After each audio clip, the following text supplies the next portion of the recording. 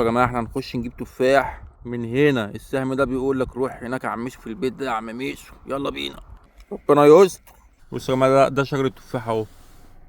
وصلنا يا جماعه، يلا بينا نخش جوه نشوف فيه ايه. بسم الله.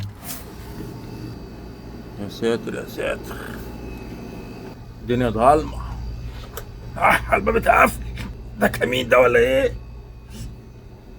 بصوا يا جماعه جميع انواع التفاحه ايه. خد التفاح اللي انت عايزه. يا ساتر.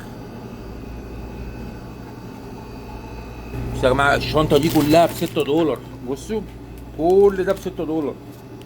اخد دي ب10 انا. ال$10 اهي، والصندوق اهو واهو. عشان ايه المره اللي فاتت العيال بتقول يا عم ميسو ما حطيتش الفلوس اهي يا عم، الفلوس اهي يا عم اهو. وانت يا عم ميسو ايه يا رب يا عم ميسو. وشايفين في بردك حاجات اهي حلوه بردك اهو ب$5 وحاجات جامده بردك اهو. شايفين؟ ادي يا عم ميسو. يا ساتر يا ساتر.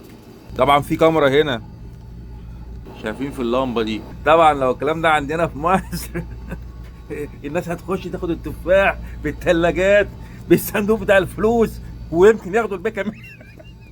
ودي يا عمي السلام عليكم.